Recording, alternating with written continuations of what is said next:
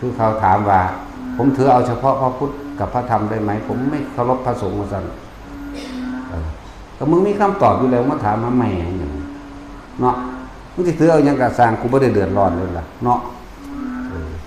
ว่ากูไม่ได้สอนมึงเลยอยู่แล้วนะนั่นแหละเดี๋ยวบัสัทธาอะไรบัสัทธากับสร้างแมงบอก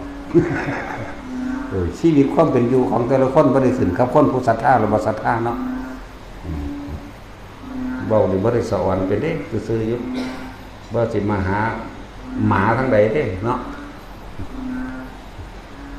นรกสวรรค์เฮาก็ฮู้เห็นเอาเองเฮาก็ฝึกของเฮาเอาเอง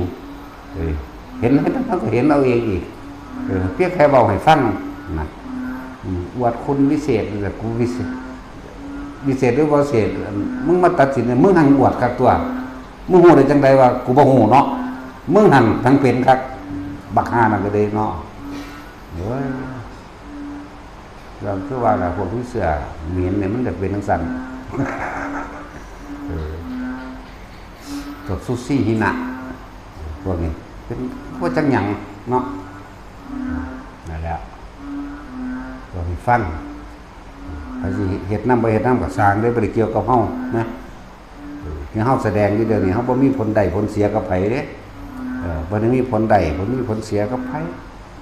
ตะกี้เฮาก็ลำพังโดยผู้เดียวของเฮาเอง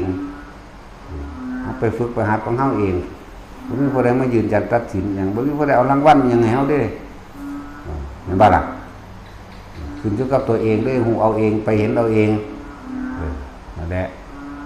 พิสูจน์คำสอนเพิ่นตัวอุ้ยตั้งแต่เพิ่นว่าเปรตกามันมีกิ่งบ่นอก็ยังไปกลุ่มเห็นเนตจนได้เปรตกาคือยังต้องอยู่ในตำรามันมีแบบนั้นแบบนี้เปรตชิ้นเนื้อพระลักขณากับพระโมคคัลลาไปคล้องผ้าเพื่อจะเข้าบิณฑบาตเปรตชิ้นเนื้อมั่งเปรตหมูมั่งเปรตกามั่งเปรตนั่นเปรตนี่มั่งเขาไม่ได้เสือดิเขาต้องพิสูจน์ตัวพิสูจน์ก็โดยวิธีของไผของมันน่ะเนาะวิธีมันก็อยู่ในกสิณนั่นเองก็หาบังเอาตัวทุกอย่างเพิ่นก็แนะไว้แล้วแม่บอกบัดวิธีอธิษฐานฤทธิ์เข้าสู่ชั้นนั้นชั้นนี้เพิ่นบอกไว้เบิดแล้วเขาก็เฮ็ดเอาเองตัวเห็นแล้วก็ไม่เห็นว่าสิแล้วบ่เฮ็ดผู้ใดรวยได้บ่เฮ็ดให้ผู้ใดบ่เฮ็ดให้คนอยู่ดีมีสุขได้เฉพาะตนเองแม่นบ่ล่ะเห็นแล้วก็บ่ว่าสิไปว่าผู้ใดได้เลย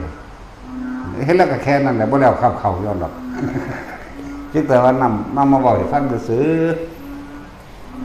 นี่แหละเรื่องจังซี่เป็นเรื่องเฉพาะตนก็ได้มันก็ถูกแล้วได้ที่เพิ่นว่าเป็นเรื่องที่รู้ได้เฉพาะตนน้องเขาไม่ได้ตนรู้ได้เฉพาะตนมั้ยอันผู้ว่าไม่จริงทั้งจังซี่ว่าเขาบ่รู้จริงว่าเขาลืมนั่นลืมนี่โอ้ยกูจะหัวภาษานั่งอยู่ในเฮือนเนาะยังอยู่ในเฮือนในห้องแอร์ยังผัวอยู่เมียเว้าแล้วก็พาลูกไปเข้าเซเว่นยังเอาใจลูกเอาใจเมียอยู่แม่เนาะอันนี้ก็ว่าเอาใจแมงเด้ แล้วแต่อีใดบักใดเด้ก็ได้สอนเป็นนั่นแหละ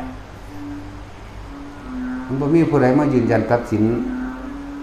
คนศรัทธาผู้หลายโอ้บรรลุบ่ได้เกี่ยวกันเลยคนสร้างหลายบ่บรรลุก็บ่เกี่ยวกันอีกนะเนาะ